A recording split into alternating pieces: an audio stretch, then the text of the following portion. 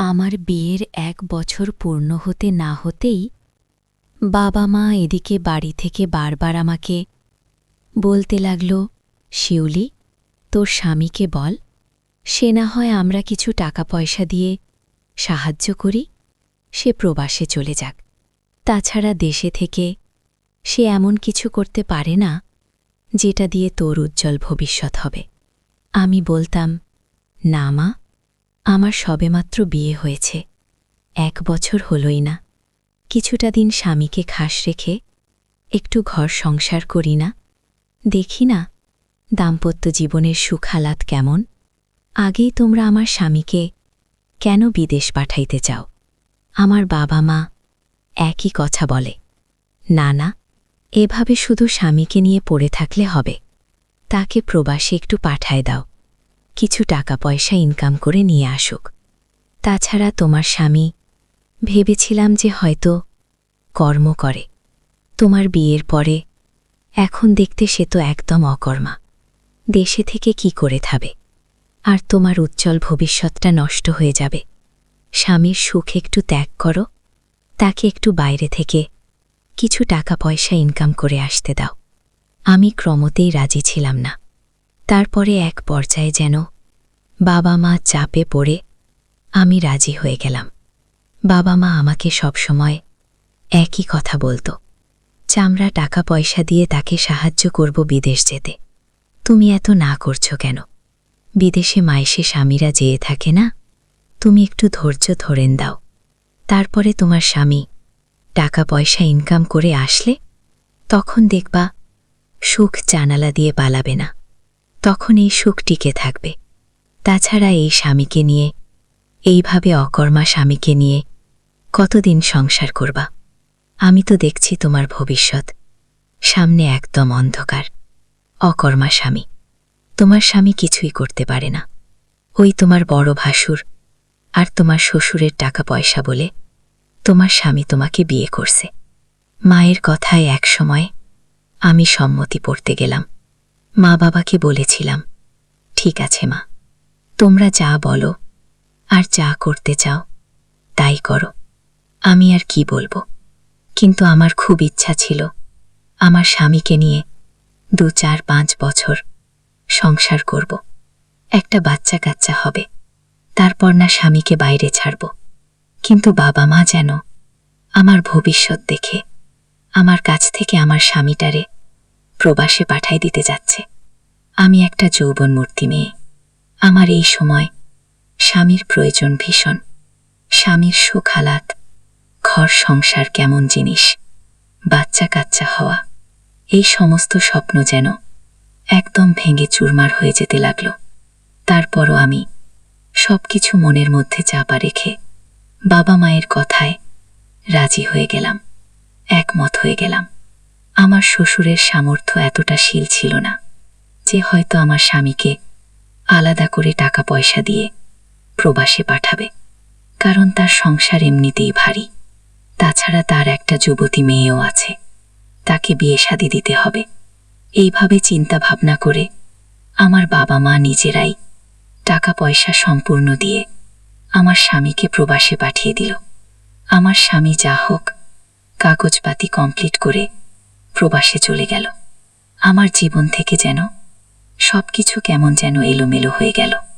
স্বামীর শখ, কত শখ, শান্তি, কত স্বপ্ন, স্বামীকে নিয়ে সংসার করব। হয়তো সে অকর্মা ছিল, ভালো কথা, তবুও তো তাদের ফ্যামিলিতে একরকম ম্যানেজ করে সবাই মিলে তো চলতেই ছিল। অযথা বাবা মা আমার সুখের জন্য তাকে প্রবাসে পাঠিয়ে দিল। এখন আমার কি হবে? আমি যাই হোক দাঁতে খেমড়ি দিয়ে পড়ে থাকলাম। বাবা মায়ের উপরে আমার কোনো রকম একটু গোসা হলো, মন খারাপ হলো, তবু কি করব? আসলে তারা তো আমার সুখের জন্যই এটা করছে, আর নিজের থেকে টাকা পয়সা দিয়েই তাকে প্রবাসে পাঠাইছে।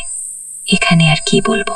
আমি যাই হোক, স্বামী আমার প্রবাসে থাকতে লাগল। মাঝে মধ্যে ফোন করে, ৫ দিন ১০ দিন বাদে একদিন ফোন করে আমার সাথে কথা বলে, আর সে দেখেই ভালোই খুশি আছে, বড় মাস্তিতে আছে, টাকা পয়সা ইনকাম করতেছে, তার দিল লাভটা যেন তাজা হয়ে গেছে। আর এদিকে আমি কতটা যে কষ্টে আছি কাকে বোঝাবো। স্বামীকে বললে বল, একটু ধৈর্য ধরো, তোমার বাবা মা ঠিকই করেছে, টাকাই দুনিয়াতে সব। টাকা হলে ভালোবাসাও জোটে, আর টাকা যদি না থাকে ভালোবাসাও জানালা দিয়ে পালায়। স্বামীর কথায় হাসল, ওইটাই মনের মধ্যে বোঝ নিয়ে চুপ করে শ্বশুরবাড়িতে সংসার করতে লাগলাম। শ্বশুর শাশুড়ির খেদমত আর ননদের নানান রকম আগে কটু কথা শুনতাম, এখন ননদ আর কিছু বলে না। যা হোক, সব মিলে যেন আমি ওই সংসারে পড়ে থাকলাম। তারপরে এক চায় দু চায় আমার বড় ভাসুর ছিল, অবিবাহিত, সে বিয়ে করেছিল না। কিন্তু বড় ভাসুর সংসারে পর্যাপ্ত টাকা পয়সা খরচ করত। এই দিয়ে মনে হয় আমার শ্বশুরের পুরা ফ্যামিলিটা চলত। আর সে বলে আমার স্বামীও হয়তো আমাকে বিয়ে করেছে, কারণ আমার ভাসুর মনে হচ্ছে খুবই সৎ। কারণ এই জামানায় কেউ এত টাকা পয়সা ইনকাম করে সব কিছু কি আর বাপমার হাতে ধরে দেয়? কিন্তু আমার বড় ভাসুর ঠিক তাই করে। এক পর্যায়ে বড় ভাসুর আমাকে মাঝে মধ্যে বলতো, শিউলি, তোমার কি কোনো সমস্যা হচ্ছে বোন? আমি বলতাম, না, তেমন কি সমস্যা, আপনি বড় ভাই মানুষ, আপনাকে আর কি বলবো। আসলে যা হবার তা তো হচ্ছেই। একটা মেয়ের স্বামী প্রবাসে চলে গেলে আমি আপনাদের বাড়িতে নতুন বউ, বোঝেন না, আসলে তো একটু সমস্যা হয়। তো কে কার কথা শোনে? ভাসুর আমাকে বলল, শিউলি, চিন্তা করো না, তুমি আসলে দেখো না আমি এত অবিবাহিত ছেলে, কত ধৈর্য ধরে এই সংসারে। আমি যদি বিয়ে শাদী করতাম অনেক আগেই করতে পারতাম। এই সংসারের কি হাল হতো, এত আমার একটা অবিবাহিত বোন ঘরে রয়েছে। তারপরে আমার বাবা মা সবাইকে আমার চাকরির টাকায় চলতে হয়। আর আমি যদি পরের মেয়েকে বিয়ে করতাম হয়তো আজকে তাদের এই খেয়ালটুকু হয়তো আমি রাখতে পারতাম না। ভাগ্যিস বিয়ে করিনি। আমি ভাসুরটাকে প্রশ্ন করলাম, আচ্ছা ভাই, আপনি বিয়ে করেননি ভালো কথা, কিন্তু কেন বিয়ে করেননি? আদেও কি আপনার পরিবারের দিকে তাকিয়ে আপনি বিয়ে করেননি, নাকি আর কোনো প্রবলেম আছে? বড় ভাসুর আমার কথাটা যেন গম্ভীরভাবে মনের মধ্যে নিল। মুখটা ছোট করে মাথাটা নিচু করে বলছে, শিউলি, তোমাকে কি যে বলিব, না, আসলে তুমি আমার ছোট ভাইয়ের বউ। তবু এমন একটা প্রশ্ন করলে আমি প্রশ্নটার উত্তর এই মুহূর্তে দিতে পারছি না।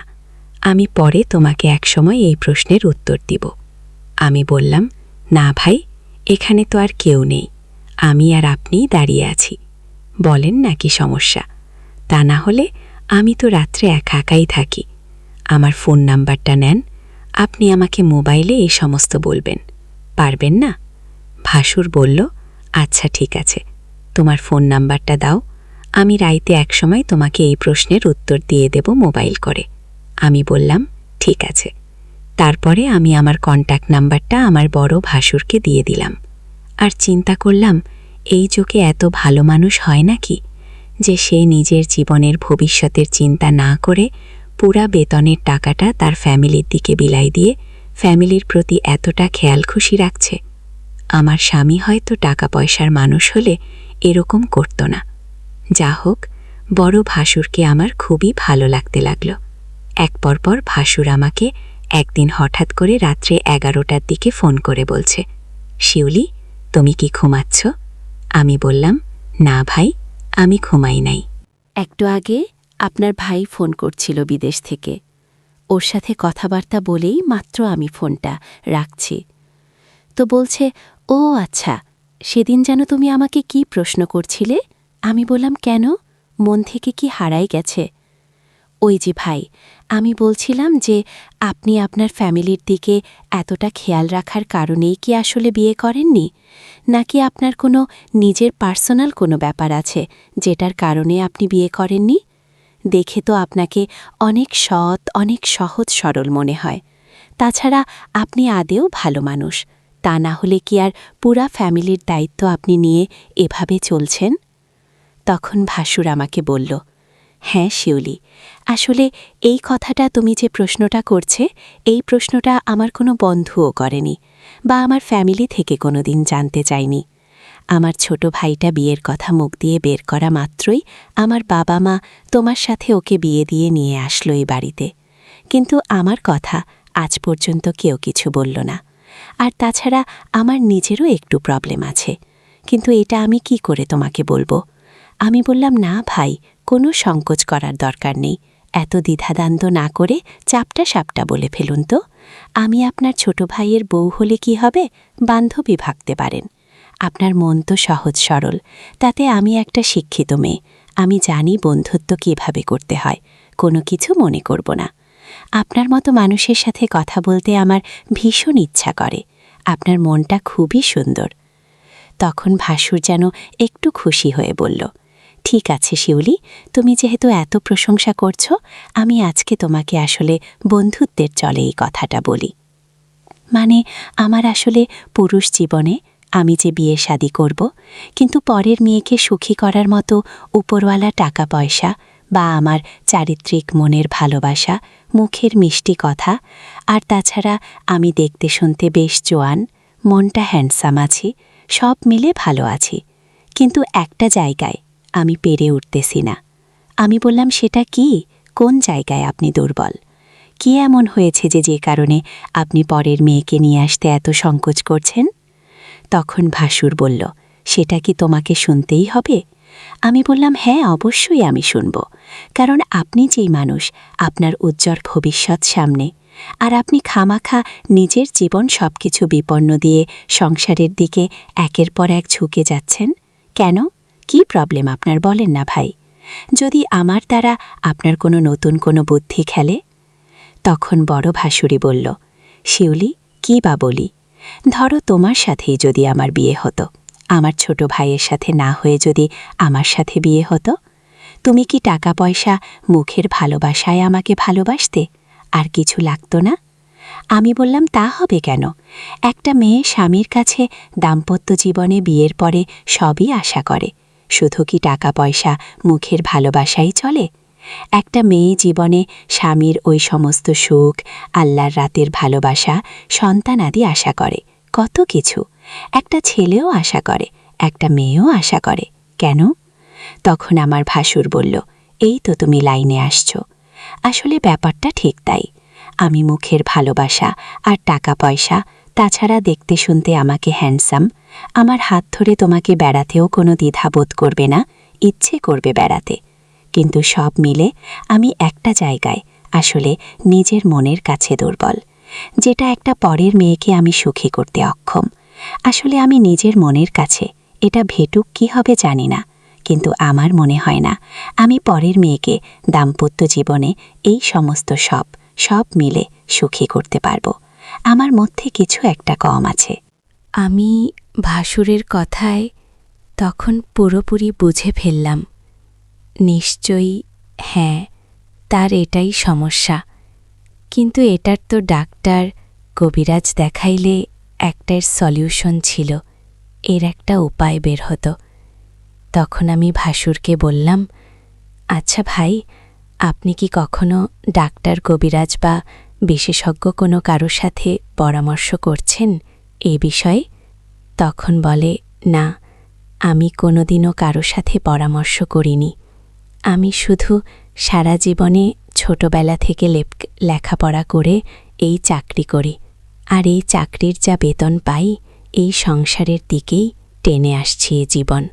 মানে তোমার স্বামীকে ছোটবেলা থেকে, আর আমার ছোট বোনটা দেখতেছ, বাবা মাকে দেখতেছ, এদের কোনো কিছুতে অভাব দিইনি আমি।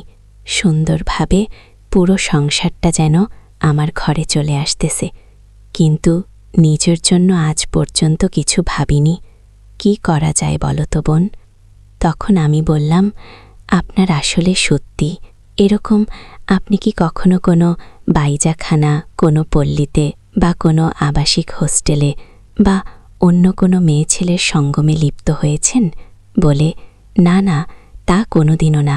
আমার জীবনে আমি কোনোদিন কোনো মেয়ে ছেলের স্পর্শ কেমন জিনিস চোখেই দেখিনি, আর এই সমস্ত মন মানসিকতাই আমার মনের মধ্যে আসেনি।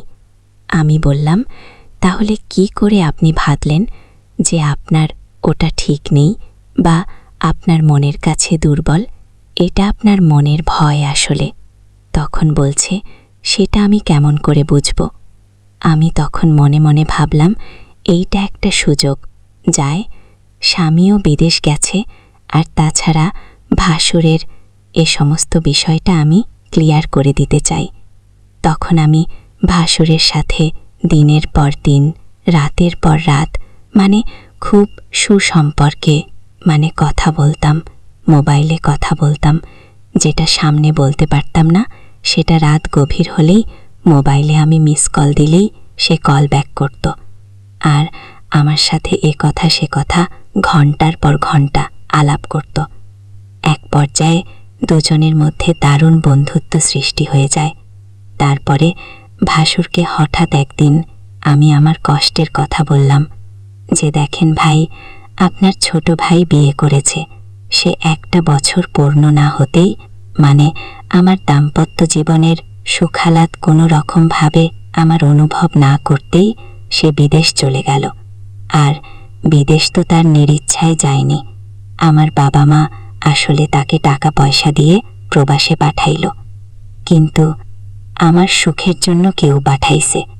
এদিকে আমি যে কি করে থাকব সেটা কি একবার ভেবে দেখেছেন? আমি একটা মেয়ে মানুষ, বিয়ের কিছুটা দিন স্বামীর সাথে সংসার করলাম, কিন্তু স্বামী কাজ থেকে চলে যাওয়ার পরে আমার এখন একদমই ভালো লাগে না। জানেন কি যে করি, কেউ এই উপকারের ভাগেই হতে চায় না। এই উপকারের জন্য কেউ আমার পাশে এসে দাঁড়াতে চায় না।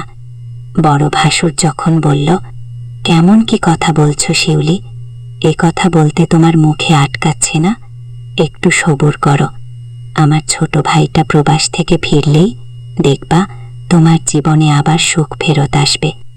আমি বললাম, সেদিন তো অনেক দূরে ভাই, কিন্তু এখন এই যে কোলবালি জুড়িয়ে জুড়ে কি করে আমি একলা একলা দাঁতে শুয়ে থাকি। এই কষ্ট, এই যন্ত্রণার ভাগ তো কেউ নেয় না। কি করে আমি একলা থাকব? ভালো লাগে না জানেন? এই যে আপনার সাথে কথা বলছি, মনটার মধ্যে কত কিছু বলে, কিন্তু কাকে বলবো? কে আমার এই সমস্ত কথা শুনবে? বড় ভাসুর বলল, তাই নাকি? আর তাছাড়া আমি ভাসুরকে বলেছিলাম, দেখেন, আপনি এতবার লজ্জাত একটা ছেলে যে জীবনে কারো স্পর্শে যায়নি, জীবনে কোথাও বন্ধু বান্ধবের সাথে বেড়াইতেও যাননি, তো নিজের মনের দুর্বলতাটাই সবচাইতে বড় দুর্বলতা। একটাবার আমার কাছে আসেন তো, আপনার সাথে একটু গল্প গুজব করি। ভাসুর লজ্জায় মুখটা রাঙিয়ে বলল, এটা আবার কেমন কথা? যদি কেউ দেখে ফেলে বা বুঝে ফেলে তাহলে একটাবার কি হবে তুমি ভেবে দেখেছ? আমি বললাম, আপনি আমার বড় ভাই, বড় ভাস, বড় ভাই, আর আপনাকে কেউ দেখলে কে কি ভাববে? কি এমন স্টোক কথা বলেন? পূর্বে তো আপনার কোনো ব্যাক রিপোর্ট নেই, আপনি চাইলেই আসতে পারেন। তখনই বড় বাসুর বলল, সেটা কিভাবে? এখনই আসব? আমি বললাম যে হ্যাঁ, আমার দরজাটা অন্য রকম করে মেলে দিয়ে আছে, আপনি চাইলেই এই মুহূর্তে চলে আসতে পারেন। আসুন না একবার, দেখেন ভাই, আমার ভীষণ খারাপ লাগছে। আপনার মতো একটা ছেলে, জোয়ান মধ্যে ছেলে থাকতে আমি কিভাবে এখানে কষ্টে পড়ে আছি, আপনার কি একদম মায়া হয় না? তাছাড়া আপনারও ওটা আমি একটু দেখতে চাই, আসলে কি হয়েছে, প্রবলেমটা কি?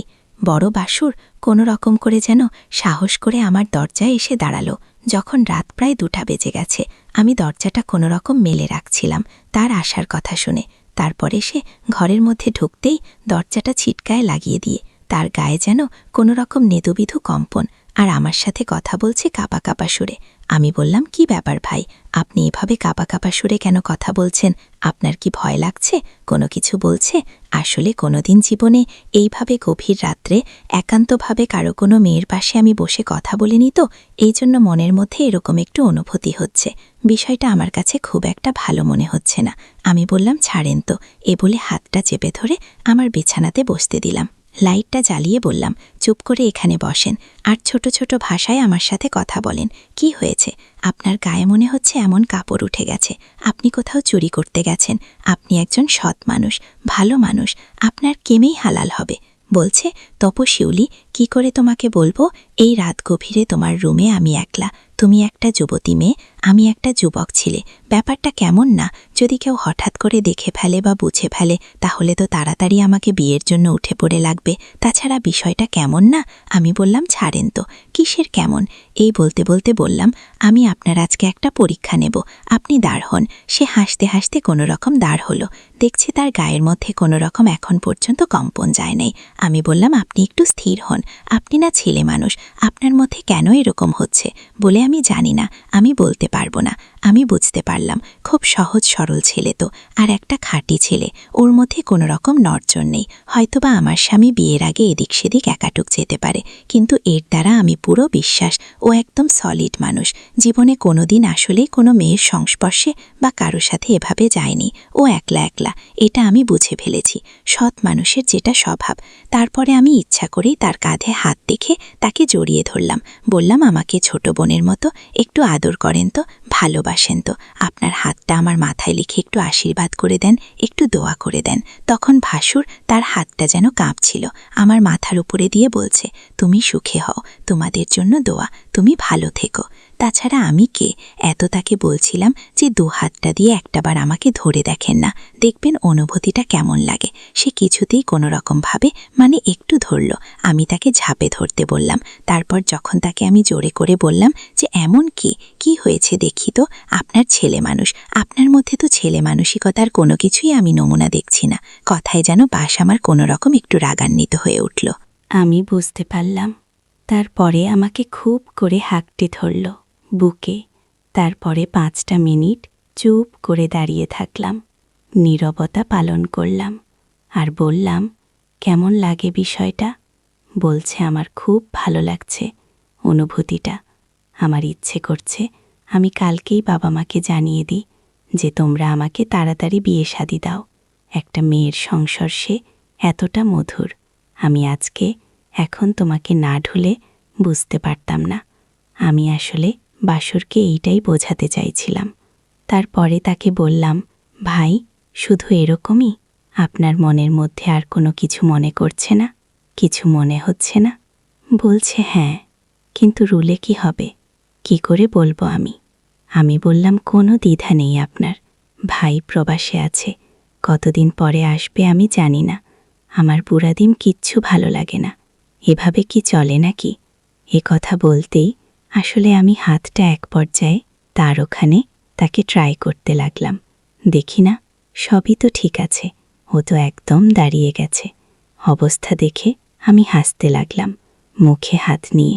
আমি যখন মুচকি হাসি দিলাম, বড় ভাই আমাকে বলল, কি ব্যাপার শিউলি, তুমি হাসছ কেন? আমি বললাম, ভাই, আসলে বনের বাঘে তো খাইনি, আপনাকে আপনার মনের বাঘে খেয়েছে। সবই তো আপনি ঠিক আছে, এই যে কি অবস্থা, আর আপনি অযথা অযথা ভয় পাচ্ছেন। কোনোদিন কারোর স্পর্শে যাননি তো, তাই মনের মধ্যে থেকে আপনার ভয়টা এখনও কাটেনি। আপনি তো স্বয়ং সম্পন্ন, নিজে একটাবার তাকিয়ে দেখুন না। বড় ভাসুর আমার চোখে চোখ রেখে ওদিকে দেখে খুব খুশি হলো, আর বলছে, তাই আমি ঠিক আছি তো? আমি বললাম, হ্যাঁ, আপনি একদম ঠিক আছেন। আপনাকে বিয়ে শাদীর জন্য আমরা একটা মেয়ে দেখব, কি রাজি তো? বাসুর বলে, না, কিছুটা দিন যাক না, পরে বিয়ে করি। আমার ছোট ভাইয়েরটা প্রবাস থেকে আসুক, তারপরে বিয়ে শাদী করব। তাহলে কি চলবে? আমি বললাম, হ্যাঁ, কেন চলবে না? তখন আমাকে বলছে, ঠিক আছে, তাহলে আমি আমার ঘরে যাই। আবার কেউ দেখে ফেললে রাত গভীরে আমি তোমার কাছে আসছি কথা বলতে, কি একটা ভাববে। আমার মনেটা আসলে অন্য কিছু নেই। আমি বললাম, তা কি করে হয়? বিয়ের সুযোগ আমি হারাইতে চাই না। তারপরে বন্ধুরা বাসরকে ফুটিয়ে ফাটিয়ে যা হোক অনেক কিছুই হলো, বুঝতেই তো পারছ, যেন সে ছাড়েই না। পুরো একটা বার সে আমার সাথে কিভাবে যে আচরণ করলো, কি বলবো তোমাদের। আমার মুখটা যেন ঘেমে লাল হয়ে গেছিল, চুলটা এলোমেলো। তারপরে তাকে আমি আমার রুম থেকে বের করে দিলাম, বললাম যে ঠিক আছে, আপনি যান। সে 1 পা 2 পা মেলে তার রুমে চলে গেল। রুমে যেয়ে কাঁপা কাঁপা কণ্ঠে আমাকে ফোন করে বলছে, শিউলি, কখনো আমি বিয়ের স্বপ্ন দেখিনি, আজকে ইচ্ছে করছে তোমার মতো একটা সুন্দরী মেয়েকে আমি বিয়ে করব, যেন তোমার মতোই হুষ্টপুষ্ট নাদুসনন্দ, সেরকম কুলবরা হয়। আমি বললাম, তাই? এত ভালো লেগেছে? বলে, হ্যাঁ। ভালো মানে কি, আমার জীবনের প্রথম তো, খুবই ইচ্ছে করতেছে এখন বিয়ে করতে। আসলে বিয়ের 7টি জিনিস আমি বুঝে গেছি। আমি আসলে বুঝতে পারিনি যে কেন আমার ছোট ভাই এত তাড়াতাড়ি আমার আগে বিয়ে করলো, সিরিয়াল বঙ্গপুরে। তখন আমি হেসে দিয়ে বললাম, ঠিক আছে, যতদিন বিয়ে মা করেন অতদিন আমি যদি আপনাকে এভাবে একটু দেখাশোনা করার সুযোগ দিই, তাহলে আপনি কি আমার খেয়াল খুশি রাখবেন তো? বাসুর বলছে, সেটা আবার কি করে, তা কি আদর সম্ভব? আমি বললাম, হ্যাঁ, কেন সম্ভব না? আপনার ভাই যতদিন বিদেশ থেকে না আসে অতদিন আমার যা কিছু প্রয়োজনীয় আপনি কি নিয়ে এসে দেবেন। তাছাড়া যখন যেভাবে আমি আপনাকে ডাকবো আপনি আসবেন। কিন্তু বলে, আচ্ছা ঠিক আছে, দেখা যাবে সেটা। তারপরে 1 চায়ে 2 চায়ে আমি আমার ব্র্যান্ডে তার কাছে পাঠাই। যেন তার মুখোশ লজ্জাটা একটু দূর করে দিতে লাগলাম। তাছাড়া আমার যখন যেটা কসমেটিক্স, এটা সেটা পার্সোনাল, যখন যেটা প্রয়োজন হতো তার কাছে লিছিলে ডরায় দিলে সে নিয়ে এসে যেত। যা হোক, তখনও স্বামীর অভাবটা আমার মনের মধ্যে থেকে একটু যেন দূর হল। আমি যেন একটু স্বস্তি হলাম, ভালো মনটা ভালো লাগল। তখন চিন্তা হলো, স্বামী আমার প্রবাসে যতদিন থাকে থাকুক না, এখন তো একটা হিল্লাওয়ার হয়েই গেছে। বড় ভাসে যতদিন আছে অতদিন আর চিন্তা কিসের। তাছাড়া তাকেও আমি একটা নতুন জীবন দান করব। তার মধ্যে একটা ছেলের মধ্যে জীবনের যে একটা দুর্বলতা কাজ করতেছিল, যে আসলে সে নিজে স্বয়ংসম্পন্ন কিনা, বিবাহিত জীবনে সে আসলে পরের মেয়েকে সুখী করতে পারবে কিনা, দাম্পত্য জীবনে এই যে একটা ভয়, সব কিছু মিলে তার ধ্যান ধারণাটা আমি পাল্টে দিয়েছি। এখন সে এক পায়ে তার মনের সাহস জুগিয়ে গেছে। তাছাড়া সে বিয়ে করার জন্য এক পায়ে প্রস্তুত। আমি তার মনের মধ্যে উৎফল জুগিয়ে দিয়েছি। কয়েকটা দিন যেতেই সে নিজ থেকে আমাকে গভীর রাত্রে ফোন করল। বলল, শিউলি, ভীষণ ইচ্ছে করছে তোমার সোহাগ, তোমার মিষ্টি মিষ্টি কথা শুনতে। আমি বললাম, কেন, মোবাইলেই বলেন না কেন? তা বলছে, না না, সেদিনের মতো যদি তোমার কাছে কোনো রকম করে একটু যাওয়ার সময় সুযোগ হতো তাহলেই বুঝি ভালো হতো। এখন রাত গভীর, প্রায় 2টা বেজে গেছে, এই জন্য আমি ফোন করছি। তোমার কি কোনো প্রবলেম আছে? আমি বললাম, না ভাই, আমার কোনো প্রবলেম নেই। আসলে আমি আপনাকে জাস্ট একটু ট্রাই করলাম যে আপনি কি বলেন। আরে এক্ষুনি চলে আসেন না, আমি কি আপনাকে নিষেধ করছি?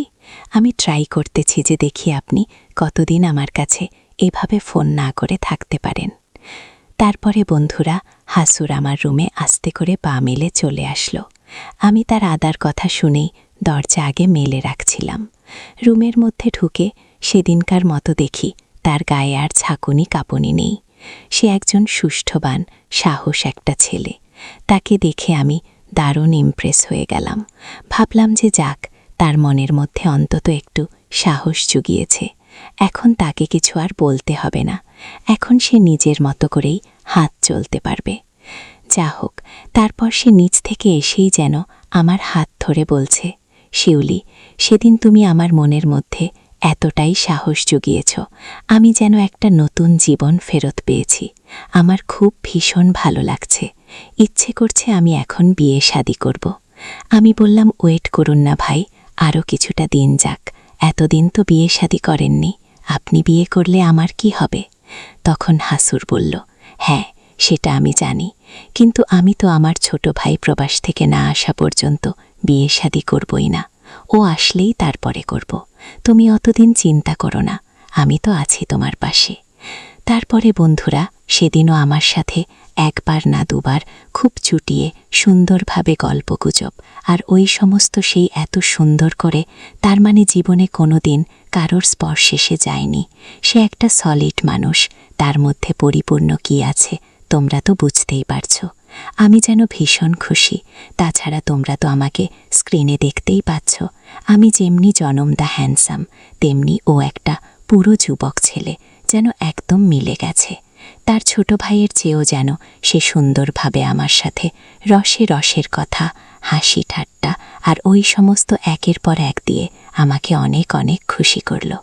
তারপরে সে এক পর্যায়ে রাত শেষ হওয়া অবধি আমার কাছে থেকে টুক করে তার পাশে তার ঘরে চলে গেল। আমাকে সে দিনের পর দিন এইভাবে আমার খেয়াল খুশি রাখতে লাগল। এইভাবে চলতে চলতে আমি যেন তার প্রতি এতটাই দুর্বল হয়ে গেলাম মনের কাছে। তাকে মনের কাছে জায়গা করে দিয়েছি। তার ভাইয়ের যে ভালোবাসা, তার ভাইয়ের যে আমার স্বামী, সব কিছু যেন আমি আস্তে আস্তে নিজের মনের কাছ থেকে আমি কমে ভুলে যেতে লাগলাম। ব্যাপারটা যেন সব কিছু উল্টা গরমেল হয়ে যেতে লাগল। আমি যেন তাকে ছাড়া এক মুহূর্তেও থাকতে পারি না। তার কথাবার্তা, তার আচরণবিধি, সব কিছু যেন আমার মন ছুঁয়ে গেল। তাকে ছাড়া কিছুতেই আমি বাঁচব না, এমন একটা পর্যায়ে চলে গেলাম। দুজন দুজনকে ছাড়া, শুধু আমিই না, ওর বড় ভাসুরি যেন আমাকে ছাড়া একদম মুগ্ধ পাগল। তারপরে কি করব? আমি একদিন বড় ভাসুরকে বললাম, আপনার ভাই যখন প্রবাস থেকে চলে আসবে তখন কি করবেন? এই যে এতদিনের ভালোবাসা, এই যে রসে রসের কথা বলা, রসিকতা করা, রোমান্টিক একটা হাসাহাসি, আর এই যে আমাকে নিয়ে আপনি যে সমস্ত যেভাবে চললেন, আমাকে যেভাবে খুশি করলেন দিনের পর দিন, সে সব কিছু একদম মাটিতে পিষে যাবে। কি করবেন তখন?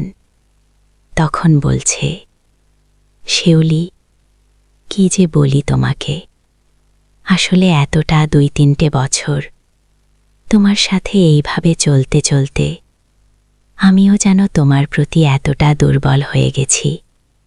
তোমাকে ছাড়া আমার একদম ভালো লাগে না। আমি তোমাকে আমার মন থেকে অনেক ভালোবেসে ফেলেছি। ইচ্ছে করে তোমার সাথেই যেন আমি সংসার করি, কিন্তু কি আর করার, ছোট ভাইয়ের বউ তুমি, এখানে সমাজ এটা মেনে নেবে না। আমি বললাম, আমি কিচ্ছু বুঝি না, আমি তোমাকে চাই, তোমাকে আমার করে নেবে। বলছে, সেটা কি করে সম্ভব? পাড়া প্রতিবেশী কি বলবে? তাছাড়া বাবা মার কাছেই বা আমি কি জবাব দেব?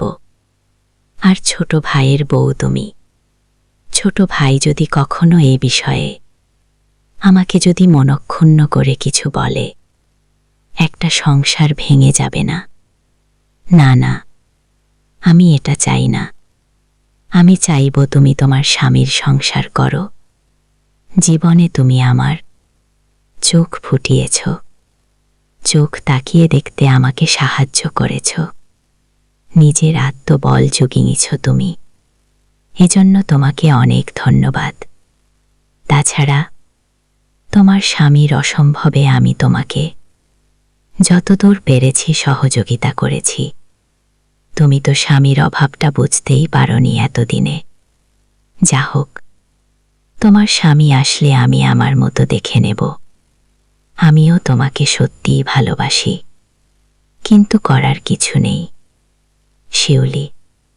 যাই হোক, আমি এক পর্যায়ে এটা মেনে নিলাম।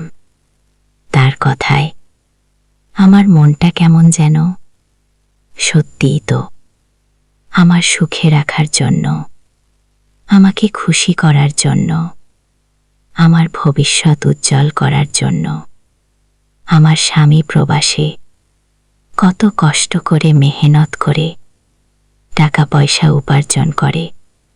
প্রবাসে এজন্যই গেছে যে সে বিপর্জন করে বাড়িতে ফিরে আমাকে সুখী করবে।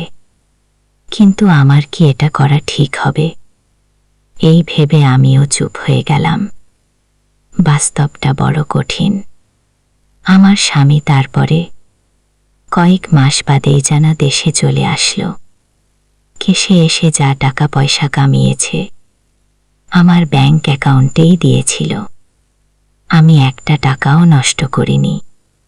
বাসুর বলতো, শিউলি, তোমার স্বামীর পাঠানো টাকা, একটা টাকাও তোমাকে নষ্ট করতে হবে না। ওকে আসলে তুমি কড়াই গণ্যা হিসাব বুঝিয়ে দেবে, আর আমি তো পুরো সংসার চালিয়ে যাচ্ছি। তবে তোমার স্বামীর টাকা আমি চাই না, ওর উজ্জ্বল ভবিষ্যৎ নিজে তৈরি করে নেক। আমার তো এখনো বউ ছেলে মেয়ে নেই। দেখো বন্ধুরা, আমার ভাসুর কত ভালো। অন্য কোনো ছেলে হলে বলতো, তোমার বিদেশি টাকা, তুমি ভেঙে খরচা করো। কিন্তু আমার ভাসুর তাও বলেনি। তাছাড়া সে আমাকে কতটা সাহায্য করল, উপকার করল। আমার শরীর স্বাস্থ্যটা যেন আগের চেয়ে অনেক বেড়ে গেছে। তারপরে তবুও যেন আমার মনটা কেমন, আমি আসার পরও অতটা খুশি লাগছে না, যতটা খুশি আমি আমার ভাসুরকে নিয়ে এতদিন যেভাবে চলতেছিলাম। তারপরে যাই তো যাই। আমার স্বামী বলল, ঠিক আছে চলো, তোমাকে নিয়ে একটু হানিমুন করে আসি। কতদিন তোমাকে নিয়ে বেড়াইনি। এই ভেবে আমার স্বামীকে নিয়ে আমি কক্সবাজার ঘুরতে গেছিলাম। আমার স্বামীর আরও 2-3টে বন্ধু বান্ধব বা তার বন্ধুদের বউ, পুরো ফ্যামিলি নিয়ে গেছিলাম। তারপরে কক্সবাজারে যাওয়ার পরে ঘুরতে যেয়ে আমার স্বামী কি আর দুঃখের কথা বন্ধুরা। আমাকে আরও ফ্যামিলি, আরও কিছু লোকজন গেছিল, তাদের সাথে রেখে তার বন্ধুদের সাথে ওখান থেকে গাড়িতে করে আবার যেন কোথায় গেছিল। ফেরার পথে রোড অ্যাক্সিডেন্টে আমার স্বামীর প্রাণ যায়। সেই সাথে আমার স্বামীর একটা বন্ধুও চলে যায় পরপরে। তারপরে ভাগ্যের কি নীরবম পরিহাস, স্বামীর বডি আমরা গাড়িতে করে বাড়িতে নিয়ে আসলাম। কান্নার ভিড় পড়ে গেল। স্বামীর সমাধি করা হলো। স্বামীর সাথে এই বুঝিয়ে জন্মে এ শেষ বেড়ানো। কেন যে তাকে নিয়ে কক্সবাজার ধরতে গেলাম, আর তার মনের মধ্যে এত শখ উদয় হলো, আমাকে নিয়ে সে কতদিন বেড়াইতে যায় না। তাই তো গেছিলাম। কিন্তু কোনো দুর্ঘটনা কখনো কাউকে বলে কয়ে আসে না, যেটা আমার স্বামীর সাথে হয়ে গেল। আমি আসলে তার সাথে গেলাম না, হয়তো আমারও এই রকম হতো। আমরা কয়েকটা মেয়ে ছেলে এখানে ছিলাম, আর তার বন্ধুদের সাথে সে বেড়াইতে যাই, এই রকম ঘটনা ঘটল। স্বামীর সমাধি হওয়ার পরে এইভাবে 6টা মাস চলে গেল। আমি আমার শ্বশুর বাড়ি থেকে বাবার বাড়িতে চলে আসলাম। তারপরে হঠাৎ করে একদিন আমার বড় ভাসুর আমাকে নিতে আসলো। বলল, শিউলি, আমাদের বাড়িতে চলো। তুমি আর যতদিন আমাদের বাড়ি থেকে চলে আসছো, অতদিন আমি ভালো করে পেট ভরে এক মুঠ ভাত খেতে পারি না। তুমি আমার পুরো ফ্যামিলির মন জুগিয়ে চলেছ। তুমি আমার ফ্যামিলিরই একজন। আমার আব্বু আমার বড় ভাসুরকে সেদিন বলেছিল, বাবাজি শোনো, আমার মেয়ে একটা যুবতী মেয়ে, আর তাছাড়া শুনে যে তুমি একটা অবিবাহিত ছেলে, যুবক ছেলে। তোমাদের ওই বাড়িতে আমার মেয়েকে এখন দিলে পাড়া প্রতিবেশী একটা কলম করে উঠাবে, বদ কথা বলবে। তার চেয়ে আমার মেয়েকে কিছুদিন পরে দেখে শুনে একটা বিয়ে শাদী দিয়ে দেব। আমি তখন বাবার মুখ থেকে কথা কেড়ে নিলাম। বললাম, বাবা, তুমি কাকে কি বলছো?